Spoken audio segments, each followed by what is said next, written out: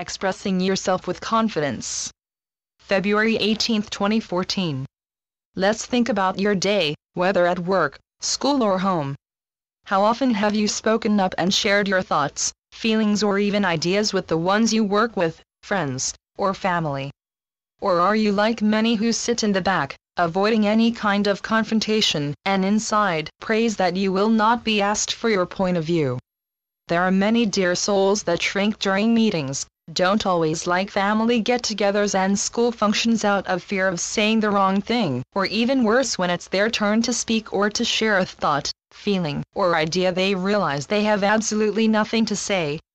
We know many of you that have been in such situations to go over in your mind after the event is over and you are filled with great things you would have liked to have shared, if you had the confidence to speak up. There are many people-pleasing dear souls that roam this fine planet. They simply go with the flow and follow what others do with no initiative of their own. Do you know someone among your friends and family that are like this? Deep down inside, the dear souls that are out there trying to please their friends and family members by following what they are doing, they themselves have somewhere else they would rather be, or something else they would rather be doing, but they have not found their voice, or found the courage to speak their thoughts in a manner they are respectively heard. There is always a time to be leader and follower, but when it comes to your own path and your own life, you are to be your own leader. It is commendable to want to be like your peers, but you have to be you, not them. If they influence you to become better, to find your inner and authentic self, then that is wonderful, but they are not choosing, you are. All effort is yours alone. Learning to express yourself is something many dear souls struggle with, and it's something that begins as a young child. You learn by trial and error how to express effectively, what works and what doesn't. You become aware of your feelings through certain eye-opening experiences that provide you the knowledge and wisdom for future events. Through your journey you develop a certain amount of confidence and learn how to assert yourself in the world you have carved out. But there are many dear souls that lack confidence when it is time to express themselves. They find themselves feeling stuck, possibly suddenly shy. Some dear souls when asked for input will blush or begin to stutter. There are many other examples that explain the anxiety these dear souls deal with when it's time to share an idea, thought or feeling.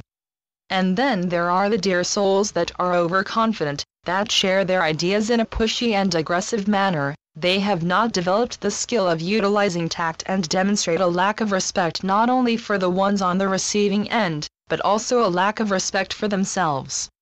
Learning to express yourself in a confident, assertive and positive manner can be a struggle for many dear souls, not just once in a while, but throughout their lives. Sharing one's thoughts with the risk of making a mistake or being ridiculed has caused so much hardship for so many. Yet at the same time, without making the mistake, how do you learn? How do you grow or develop? Each dear soul can do without being ridiculed, criticized or even judged just because they share their point of view, feelings or ideas that may differ from whom they are sharing with. Negative reception does not improve performance or productivity. In truth, when someone is being made fun of, it dampens the spirit and halts the desire to perform well in any capacity of their day. It is essential for all dear souls to learn to express themselves in a more confident and positive way, and for the ones receiving what is being shared, to become more respectful and accepting that everyone has something of value to contribute. It is understood that not everyone is born with the ability to speak up or to speak well, but that does not mean this area of your person cannot be improved upon. You can learn to speak up and to become more confident when it comes to expressing yourself in front of your peers and family.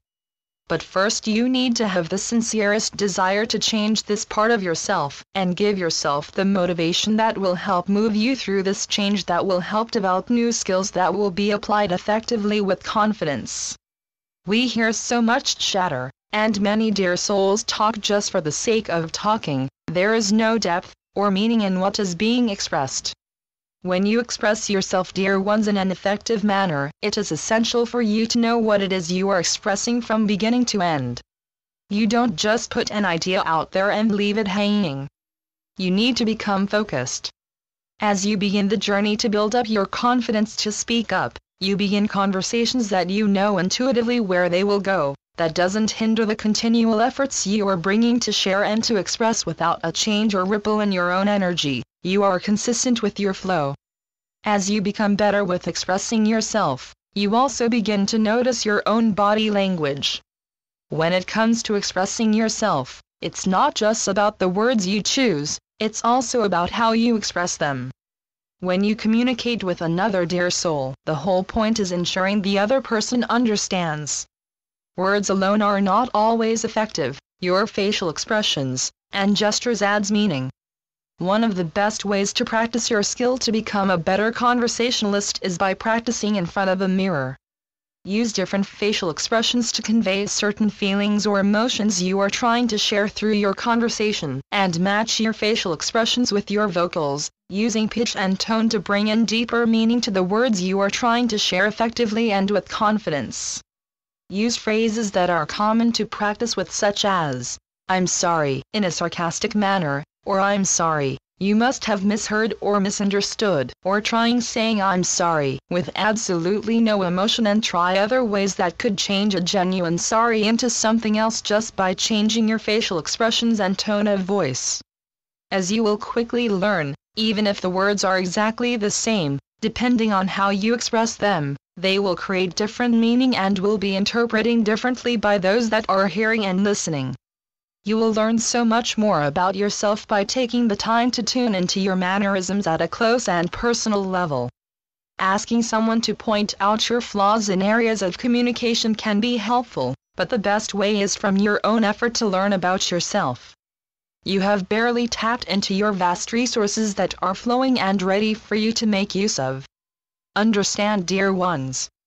You can reveal so much of yourself just by how you choose to express your thoughts, ideas, and point of view than anything you may actually say in regards to substance through the words you choose to share. We urge each of you to take the time to practice, to watch, and to understand more of how you feel and how you express these feelings through your communication with others. In time, dear ones, we know you will become much more effective in your conversations.